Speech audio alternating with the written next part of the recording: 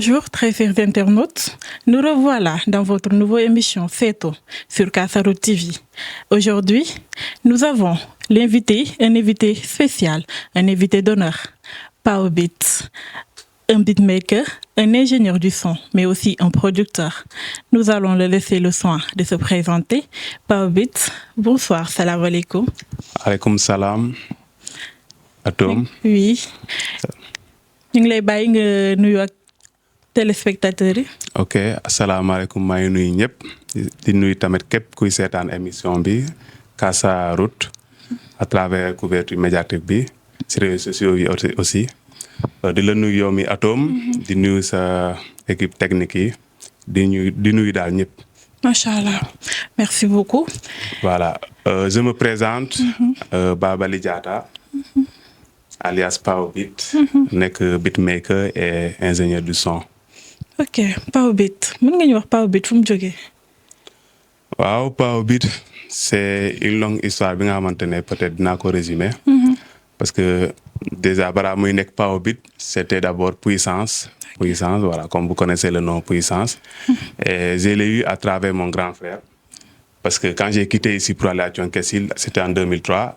Après 2014 dama doon ñëw fii di def quelques semaines vacances dellu.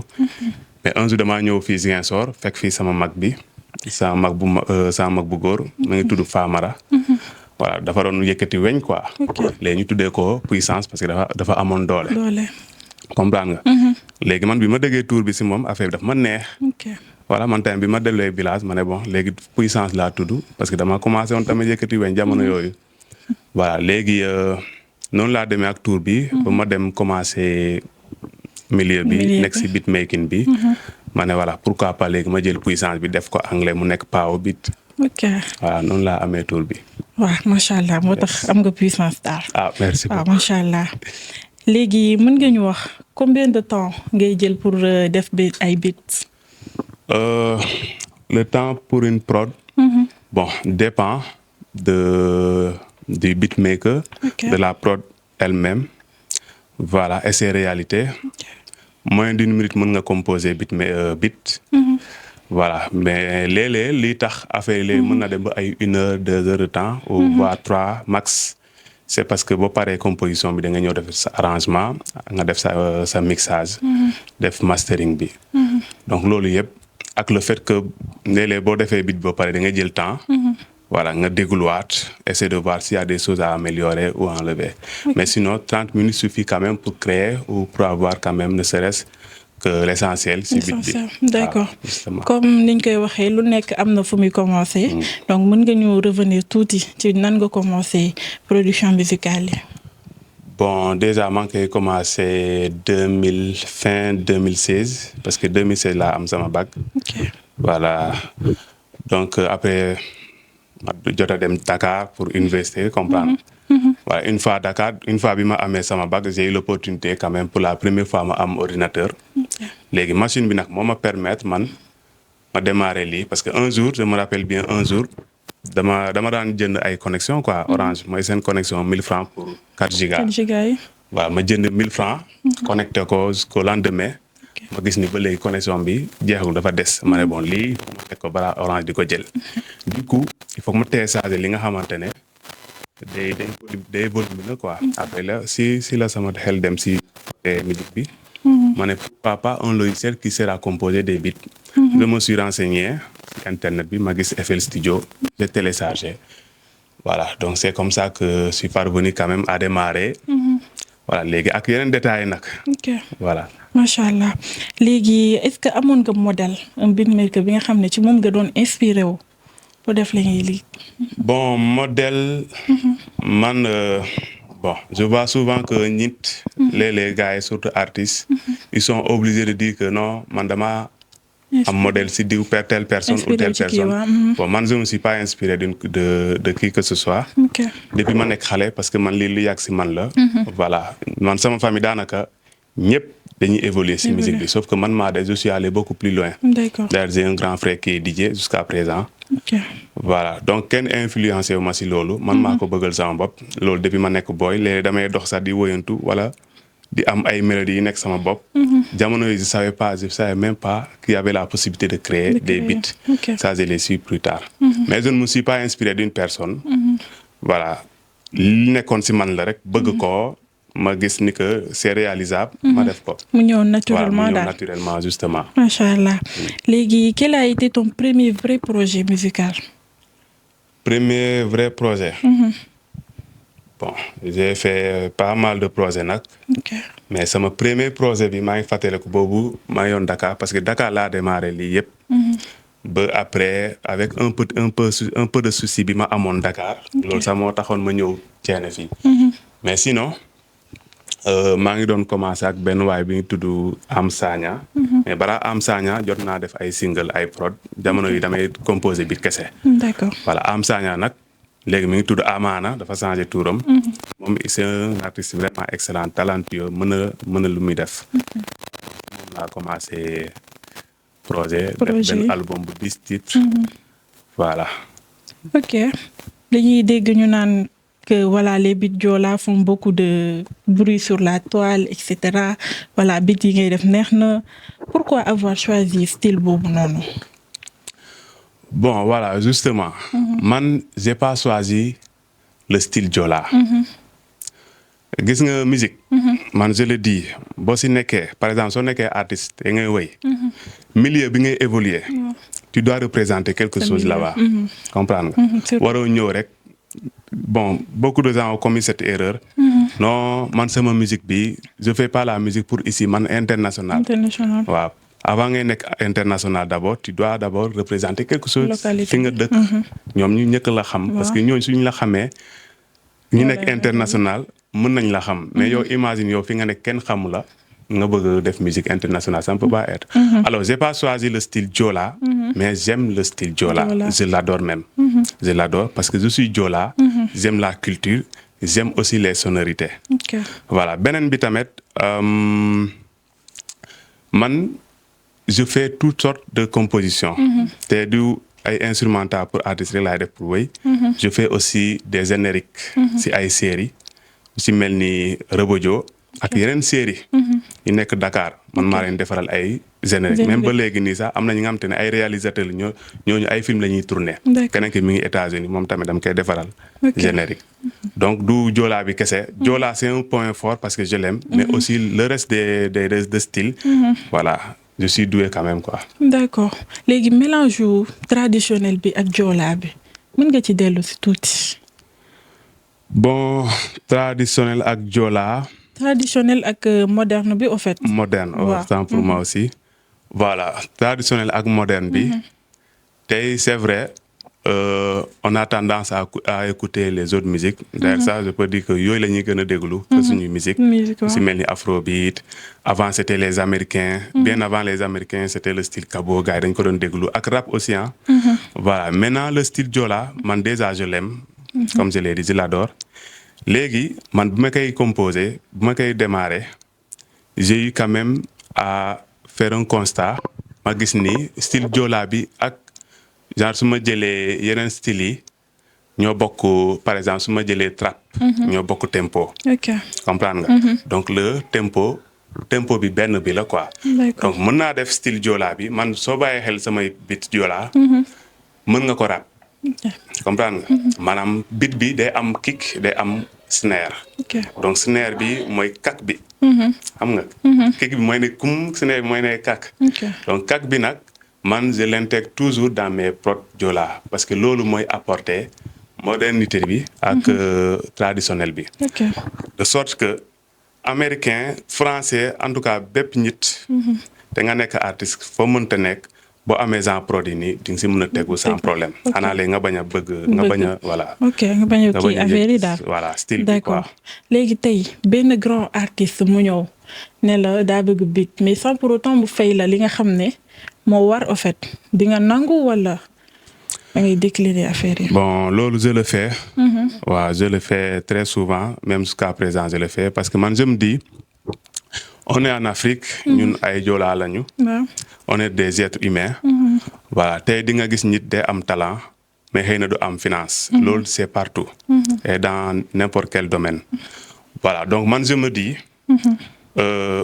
Imaginons tey artiste ñëw pour def son mais malheureusement n'a pas assez de finances. Man ma ne ko il me faut tant ou bien tu vas aller voir ailleurs. Bon man ça je ne peux pas le faire parce que sama xol yërmande bi mënu ma ko permettre. Ba pare loolu du tax artiste bi avancé du tax man tamit ma avancé. Parce que tey boo gisee Pao Beat ma yegg si fii. C'est parce que am na li ma jot a sacrifier quoi. Parce que loolu sacrifice la maanaam yow da ngay liggéey pour nga gagner xaalis. Mais il y a toujours des gens qui viennent, qui n'ont pas de moyens. Bon, mais tu vois quand même un talent. Tu peux pas le gâcher comme ça. Tu peux faire quelque chose. Tu peux pas aider tout le monde. Ni di ko jàppale moom 100%, mais au moins tu peux apporter quelque chose. Le moindre quoi. D'accord. Léegi aujourd'hui, beaucoup de beatmakers dañuy copier son yi ci internet bi et cetera genre yooyu noonu. Est-ce que loolu day yàq kii bi liggéey bi? Bon, loolu c'est pas recommandé. Mais comme malheureusement bon si beatmaker yi nga nekk. Dama bëggoon dem si côté artistes yi mais xaaral ma yem fii si beatmaker yi. D'accord. Voilà. Donc c'est donc recommandé. Waaw parce que du copier ça man du ma ne copier mais s'inspirer. Parce que tey soo demee si benn américain pour mu tegal le beat Joola. Il connaît pas le style Joola. Pour y parvenir il est obligé mu déglu style Joola. Donc il va s'inspirer. Voilà. Mën na commencer sax par déglu benn beat Joola mu tëgg beat bi mu jéem ko tëgg exactement comme moom nu mu ko déggee. Pour après maintenant avoir les bases pour après mu mun a composer moom beat yi mu bëgg. Mais toujours dans le style. Donc man je dirais pas copier parce que copier c'est pas vraiment recommandé. C'est pas bon man je le conseille à personne.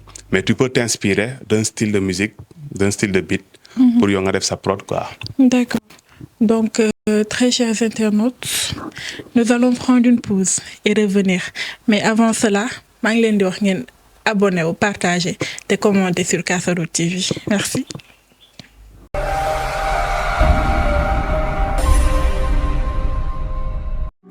mbokk yi ak si leen jàmm si seen agence de communication MI Studio di yëngu ci wàllum communication digitale ak multimédia waa MI Studio xarañ nañu lool ànd ak expérience bu jéggi déyoo pour yow mi nga xam ne da nga bëgg a créer sa site web wala nga am sa événement nga bëgg a clé filmer ay vidéo yu rafet wala production visuelle montage vidéo ba ci photographie dañ ci yëngu waa MI Studio kenn dootul naatable seen mën-mën ak seen xam-xam dama ne ngir am li gën a leer woo leen ci numéro téléphone gii 77 027 02 27 wala si seen email mstudio pro7@gmail.com ak seen agence de communication MI Studio seen jaaxle jeex na jaratul dem fenn ñoom rek mën nañu gérer sa communication saa su nekk.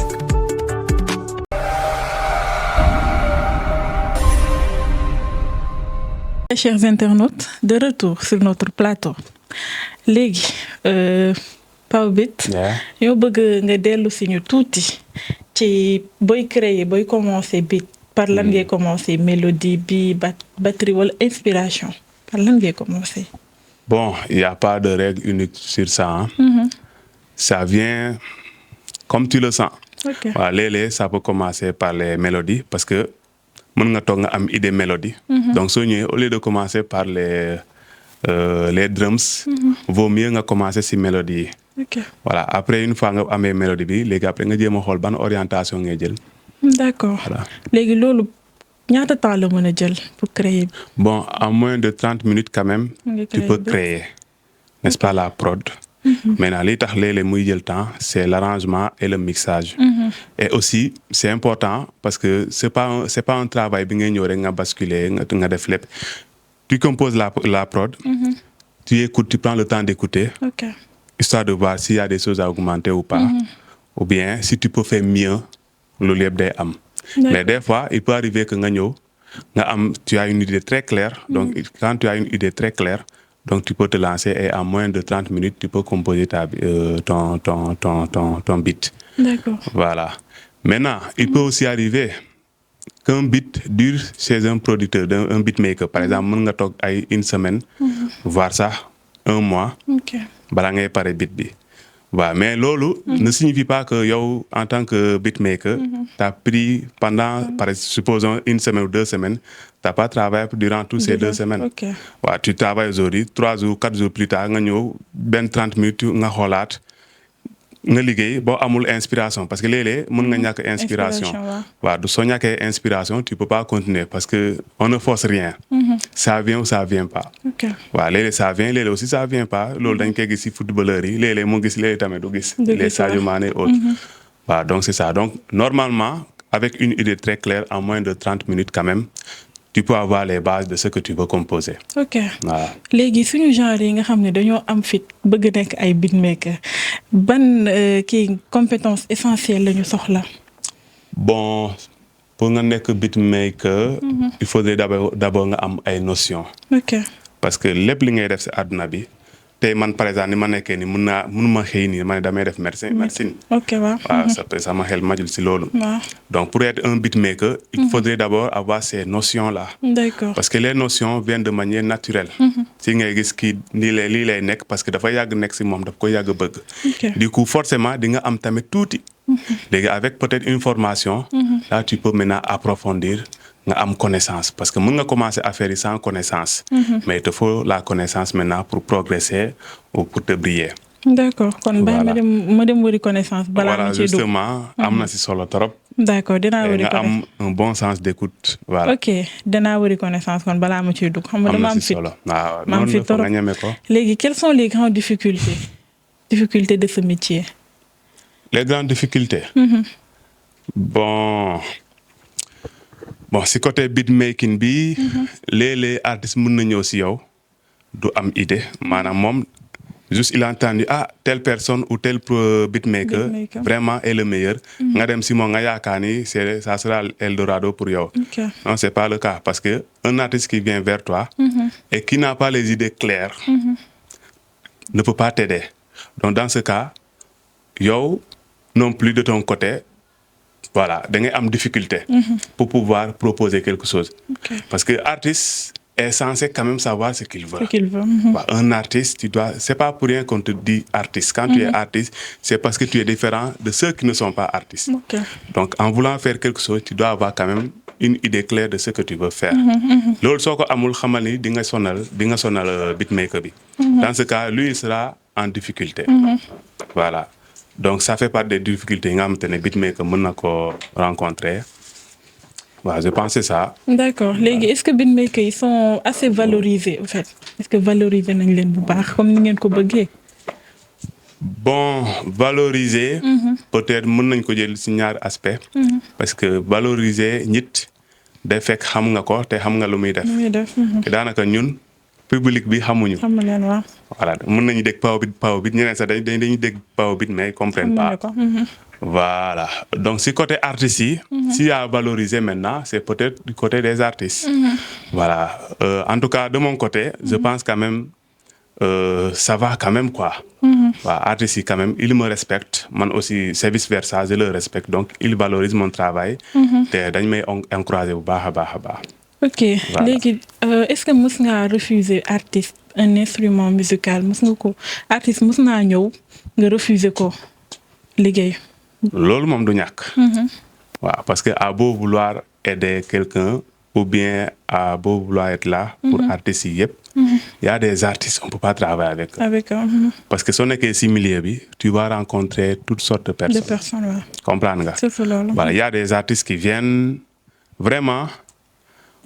boo gisee il s'habille très bien. soo gisee nga xam ni kii moom borom xaalis la. mais su yegsee il joue les pauvres. voilà man je peux pas aider quelqu'un qui quand même peut faire quelque chose pour sa carrière. mais refuse de le faire maanaam ci côté finance. quand je sais que c'est comme ça bon si par exemple t'as pas en tout cas si tu te déclares. ne pas avoir de moyens.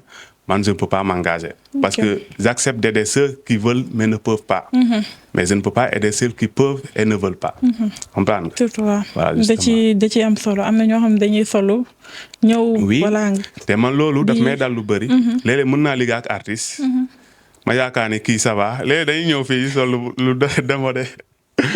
boo gisee nit ki nga ne non bon man nag vraiment dama am xol yërmande quoi. man léeg-léeg artiste mën na ñëw fii. mu def benn son mu ne ma bëgg naa def beneen son mais aw ma xaalis ma ne ko loolu tamit du dox mais su ma koy gungee ni mu ñibbi ma xalaat kii fu mu jógee. ak su ma ko xoolee nii. dama koy yërëm quoi ma ne ko bon garaaw kaay dinaa la may son bi. ma may ko son bi gratuit. parce que après tout le métier là c'est une passion. bëgg naa ko te bëgg naa vraiment mu avancer. mais bëgguma tamit xaalis mu nekk obstacle. comprendre nga. man je préfère plutôt le travail que l'argent. J'aime l'argent comme tout le monde. mais le travail d'abord. waaw liggéey bi bu ñoree rek man damay kontaan man su may liggéey ak artiste. ma kontaan si son bi. damay kontaan quoi genre wala ma kontaan si talent bi xam nga damay kontaan. comprendre nga. ok waaw donc c'est ça passion la moo tax. voilà d'accord léegi ban collaboration moo la gën a marqué ci liggéey bi. collaboration.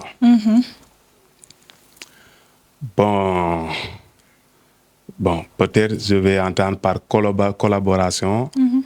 Ma beaucoup projet avec peut-être Ben Beatmaker. Bon, j'ai une fois essayé de faire ça, mais sorry ou massi. Ouais, sorry ou massi quoi. Parce que c'est pas vraiment bon. Amna ñu ma koy proposé hein. Par exemple comme Soul xam nga ko. Voilà, il m'a proposé quand même un beat. Voilà, mais à vrai dire, si côté collaboration, côté beat, bon ça bariwul daal ni ma ko defee quoi. Par contre, c'est ay son, oui, am na ay artistes yi ñëw fii, voilà, vraiment. Bon, par faute de moyens, quand même, ils préfèrent collaborer avec moi. Voilà, ñu apporter li ñu apporter, man tamit ma apporter sama xam-xam, tout ça. On fait quelque chose. Voilà. Aussi, attends, pardon. D'accord. J'ai une sister là, elle s'appelle Sister Dalo, moom États-Unis la nekk. Voilà, mu nekk artiste tamit. Voilà, moom je peux dire qu'on collabore parce que dañuy liggéey de sorte que voilà liggéey bi jëm kanam quoi mais teguñu foofu xaalis. D'accord. waaw moom elle travaille dans côté moderne en fait wala. non. moom elle est typiquement traditionnelle. Traditionnelle, d'accord. Elle incarne même la tradition. moom boo ko xoolee di nga xam ni kii moom. tradition bi rek moo ko ñor. voilà. Léegi quel est le plus grand problème de l'industrie musicale sénégalaise? Industrie musicale sénégalaise. Bon, les problèmes seront peut-être rencontrés par ceux ñi nga xamante ne nekkuñu di sigi seen bopp. D'accord. Parce que am na ñi nga xamante ne ñoom si musique bi ça va. Donc eux ils diront que ça va quand même. Comprendre nga.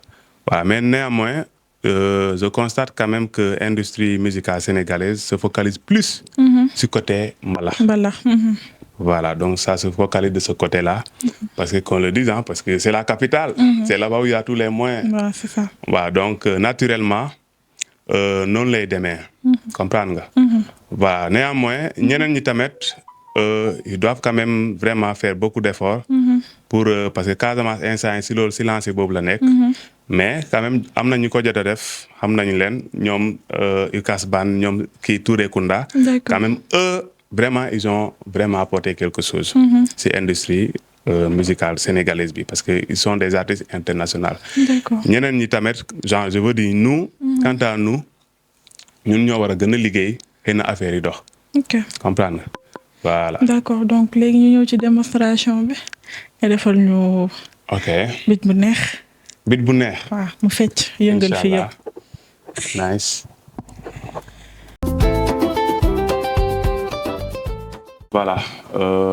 Ok, merci beaucoup. Voilà, donc on va faire un style Joola.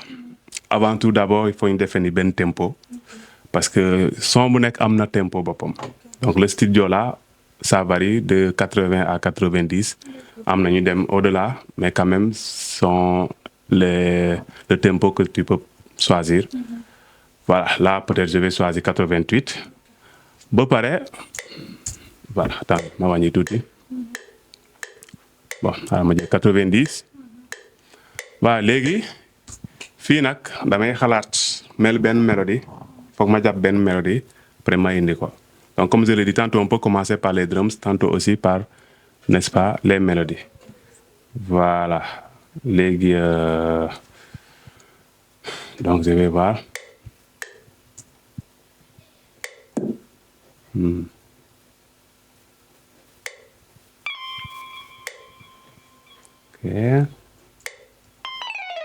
Ok.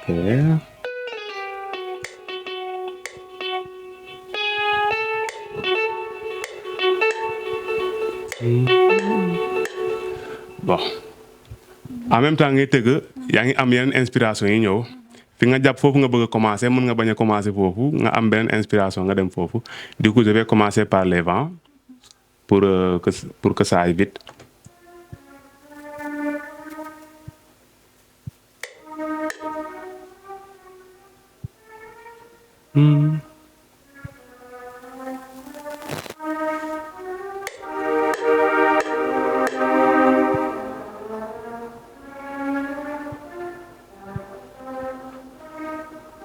Voilà, là, j'ai mes vents.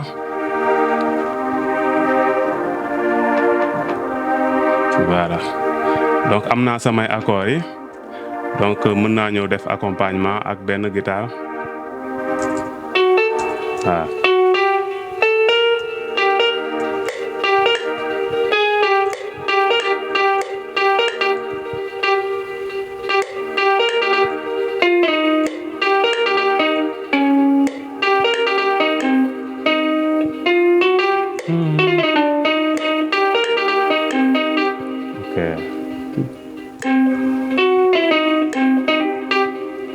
Ok, damay wàññi tuuti guitare bi comme ça son bi bañ a am yenn ampli.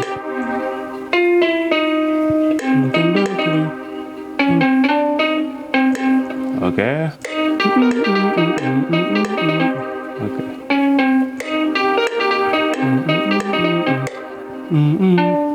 Ok.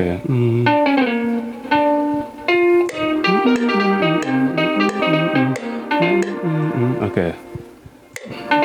Ok.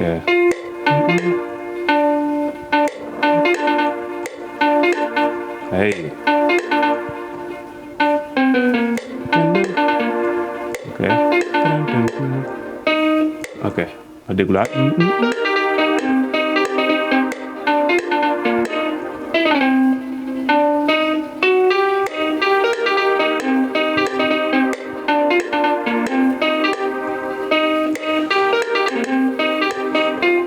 Ok.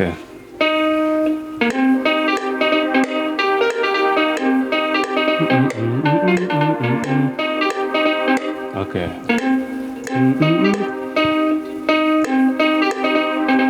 Voilà.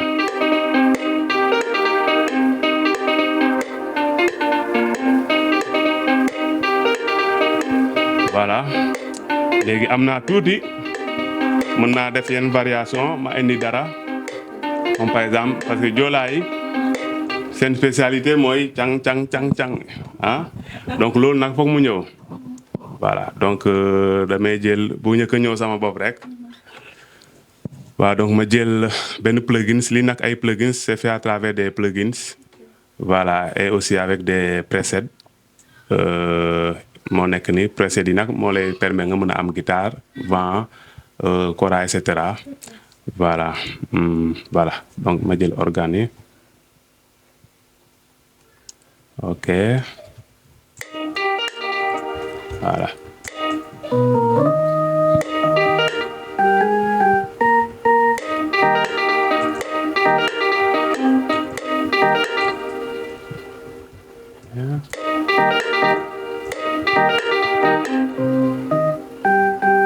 Daanaka bit joolaay de moo gën a yomb. Mais des fois aussi il faut aller au-delà de ce qu'on a l'habitude de faire.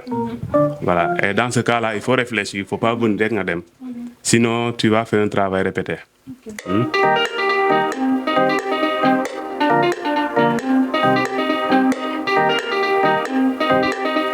Voilà. Donc à force may dem maa ngi am ay idées yu ñëw.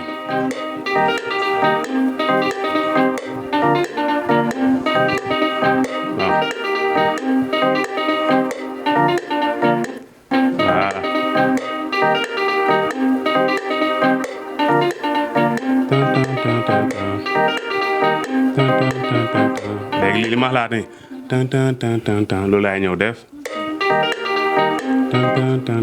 ok.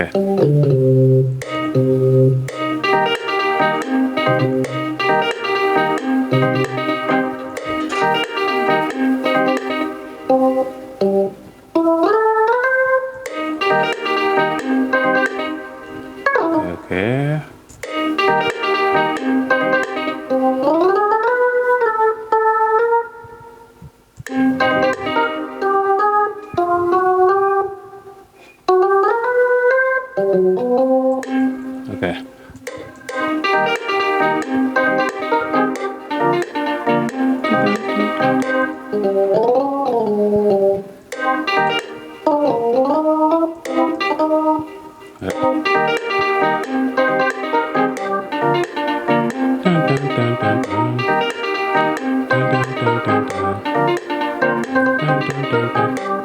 Ok.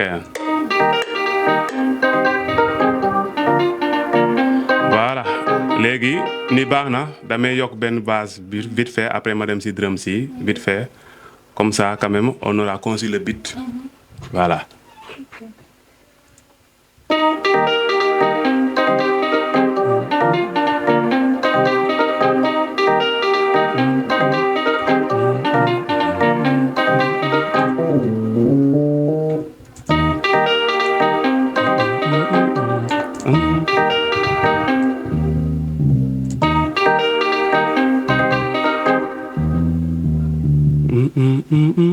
Ok.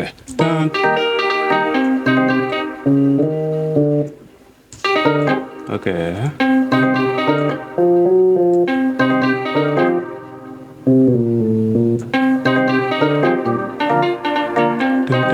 Tin. Donc loolu laay def tin. Ok. Ok. Et après ma wàccee ko octave mu pour base bi mën a fës quoi mu solide.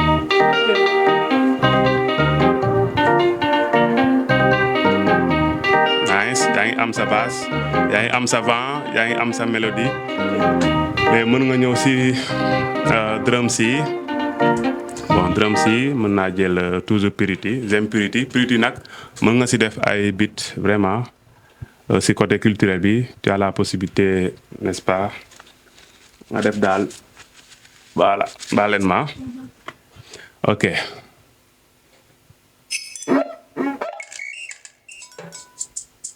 voilà ma jël par exemple bi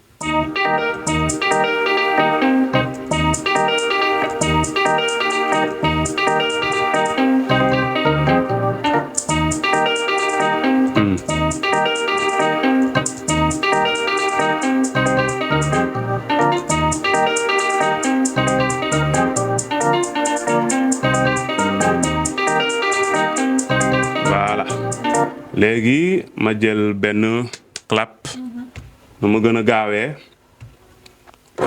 voilà maa ngi nii ma teg ko nii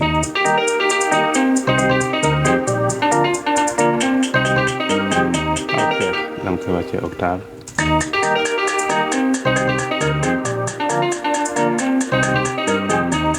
après nga ñëw nga teg sa benn kick Adama Moussa kick bi bon ma jël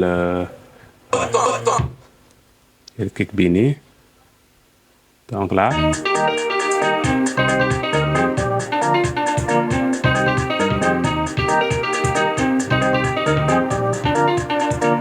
voilà là on a créé la prod voilà léegi lii une fois soo egsee fii voilà léegi déjà am nga idée bi def nga l'essentiel léegi da nga ñëw nga tas lii nii pattern bi parce que booy liggéey FL Studio nag tu as la possibilité sooy liggéey nga boole lépp ci benn pattern ba soo paree nga diviser pattern bi léegi ça va être en plusieurs patterns voilà pattern bu nekk ak instrument am n'est-ce pas voilà léegi là on a ça léegi à partir de là su la neexee tamit voilà en tout cas beat bi nice là mi léegi arrangement moo ci des ak mixage et tu as ak peut-être jéem a xool lan ngay yokk tout ça là léegi loolu ci arrangement bi nag nga koy defee donc là tu prends une décision par exemple là je peux dire refrain bi dinaa ko def mu fecc kii dansante comme ça voilà couplet bi ma def ko par exemple nii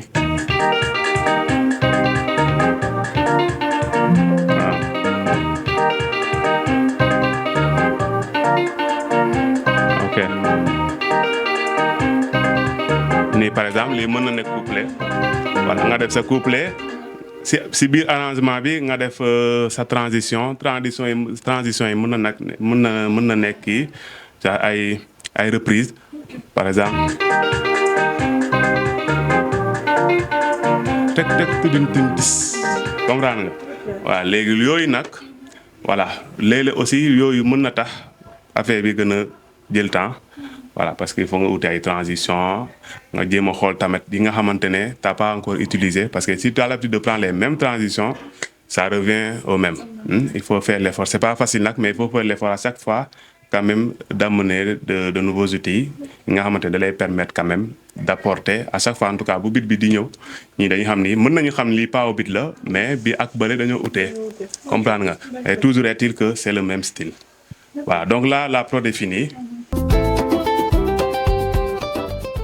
ma ne très chers internautes li mu joué fii neex na trop bëgguma woon sax mu jeex waroon ngaa continuer nag. voilà. soo leen ma bàyyoon temps rek soo leen ma mayoon temps ma continuer. man dinaa fi ñëw spécialement pour toog. defal loolu di nga kontaan. dinaa ñëw incha allah defal loolu. léegi dañoo bëggoon a xam si un artiste très connu mu ñëw voilà te demander un beat mais nga xam ne réellement kii mënul woy en fait. est-ce que di nga nangu vraiment. Bien évidemment. waaw fii ñun en fait bon les producteurs les beatmakers moi par exemple je suis ouvert à tout. genre bépp artiste mën na fi ñëw. nga am talent bañ a am talent. voilà mën a woy ou pas. du moment que tu veux te lancer donc man déjà sama bopp damay jàpp ni yow voilà quand même ça peut aller quoi. Sauf si je vois que vraiment. Ça ne va pas du tout. Ça ne va pas du si tout. Vraiment ça ne va pas du tout. Naa la tëggal beat bi.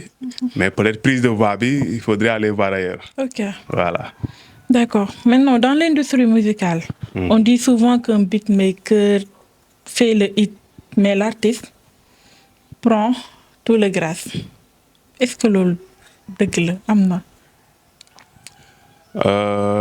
Bon jamono ñu toll nii souvent. prod yi mooy def affaire bi. ok maanaam déjà boo demee concert. ñu teg benn son rek déjà beat bi bu fëlee rek. da nga gis public bi. quand même day yëngu. donc léeg-léeg day nekk loolu. maanaam beat bi léeg-léeg tamit mu nekk artiste bi. voilà donc ça dépend bu fekkee ne vraiment artiste bi talent bi moo waral loolu. parce que nit ñi après tout paroles yi la ñuy jàpp. comprendre nga. N'empêche beat bi a joué un rôle vraiment important. mais paroles yi la ñuy jàpp donc paroles yi may tax son bi bu ñëwee ñoom tamit ils vont vraiment s'intéresser à chanter. accompagner l'artiste. D'accord. Voilà donc je peux dire par là. que léeg-léeg mu nekk beat bi. daanaka sax beat bu nice c'était artiste bi woy loolu nice. mooy loolu du dem bon léeg-léeg du dem léeg-léeg tamit mu dem parce que musique bi c'est pas affaire de talent quoi kii moo daak. waaw musique bi c'est par sens. ok. Man, je prends l'exemple de Leba. Leba nag il est très talentueux, il chante très bien. Mais Leba, bon c'est vrai yàggoon na ci musique bi di woy nii mais depuis mu dugg ci carrément di génne ay single. ça a pas duré. mais xoolal dafa ñëw rek pam. mu cartonné. voilà mu cartonné. donc loolu c'est lui en tant que tel. D'accord. Maintenant, quel est le Par plus sens, grand là, problème de la musique sénégalaise? Quel est le plus grand problème de la musique sénégalaise? Bon. Je vais donner deux choses. Premier bi mooy finance. ok xaalis ko daal. waaw xaalis premier bi mooy xaalis. deuxième bi mooy léeg-léeg vraiment ñàkk a organiser wu. comprendre nga am na ay facteurs yu bëri nag mais ñaari pourquoi finance. mën nga bañ a woy. mais tellement tu finances tes projets. ok ça finit par marcher. d'accord. Voilà, il y a un artiste là, VJ, parce que artiste après dañ koy accompagner. Voilà, producteurs yi mën nañ ko accompagner. VJ. Au tout début, vraiment il fallait pas s'attendre à une voix extraordinaire. Mais son mi dafa neex. Voilà, son mi dafa neex donc nice. ok Génn na si. d'accord. Voilà. Maintenant, si on te donnait la chance de produire un grand artiste sénégalais, ça serait qui et pourquoi? Repose la question. Si on te donnait la chance de produire N'importe quel artiste sénégalais. un artiste sénégalais, kan lay doon ak lu tax nga bëgg ko produire? Bon. Premier élément bi. tey buñ ma joxoon sens bi. Bon les producteurs bi genre beatmaker bi lu muy ñëkk xalaat mooy d'abord. réussir à satisfaire l'artiste. comprendre nga. parce que tey suñ ma joxee choix boobu noonu ma ne bon man je vais prendre un certain Youssou Ndour ou bien Wally Seck. te vraiment bokkuñu réalité. man li may tëgg ak moom peut-être du ko mën a sentir néanmoins damay tëgg ay beat kii mais ce serait quand même bien. de choisir un artiste bi nga xamante ne peut-être si noor bi la nekk ma def affaire ak moom. mais man je préfère plutôt valoriser nos propres artistes. Ok. Voilà parce que liggéey ça vient ça genre xaalis par exemple ça vient à force de travailler. mais je préfère ma jël par exemple suñu artistes yi. y en a ici.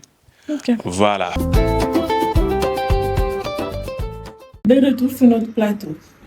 Pape Obid, Yeah. quel serait ton dernier conseil aux jeunes qui veulent entrer dans le beatmaker, qui veulent devenir beatmaker?